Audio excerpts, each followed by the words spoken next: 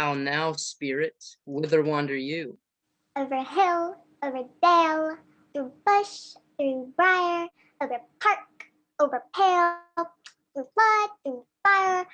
I do wander everywhere, swifter than the moon's spear, and I serve the fairy queen to do her orbs upon the green. The cowslips, tall her pensioners be, in their gold coats, spots, you see. Those be rubies, fairy favors. In those freckles live their savors. I must go seek some dewdrops here and hang a pearl on every cowslip's ear. Farewell, other spirits, I'll be gone. And queen and all her elves come here not. The king doth keep her revels here tonight. Take heed, the queen come not within her sight. For Oberon is passing fell in wrath, because that she as her attendant hath a lovely app, stolen from an Indian king. She never had so sweet a changeling. And jealous Oberon would have the child, knight of her train, to trace the forest wild. But she perforce withholds the loved boy, crowns him with flowers, and makes him all her joy. And now they never meet in grove or green, by fountain clear or spangled starlight sheen. But they do square, for all their elves for fear, creep into acorn cups and hide them there. You are a shrewd and knavish sprite called Robin Goodfellow.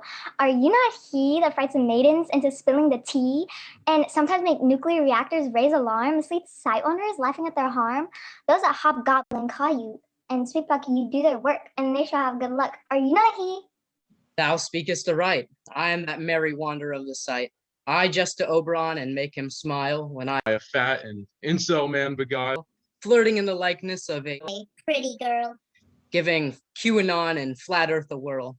A merrier hour was never wasted there. But room fairy, here comes Oberon. And here my mistress, would that he were gone. Ill met by moonlight proud Titania. What, jealous, Oberon? Bury, skip hence. I have forsworn his bed and company.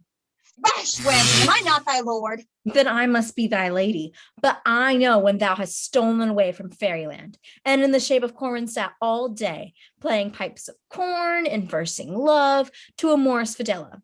Why art thou here?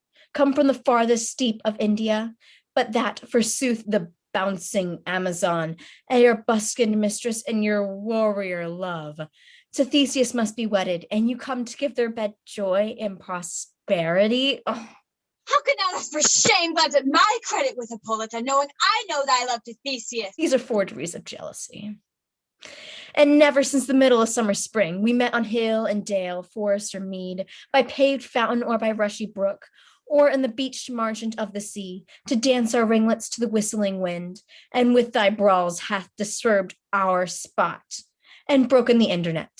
And this progeny of evil comes from our debate, from our dissension. We are the parents and the original. Do you amend it then? It lies in you.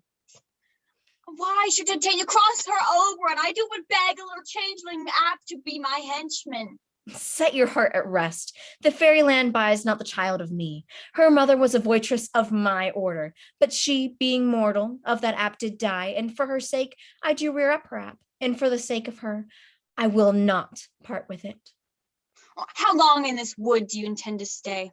Perchance till Theseus' wedding day, if you patiently dance in our round and see our moonlight revels go with us. If not, shun me, and I will spare your haunts. Give me that app, and I will go with thee. Fairies, away. We shall chide downright if I no longer stay.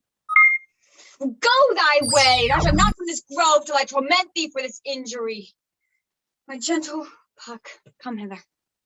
Dost thou remember since once I sat upon a promontory and heard a mermaid uttering dulcet and harmonious breath, so that the sea grew civil at her song, and certain stars shot madly from their spheres to hear the sea maid's music?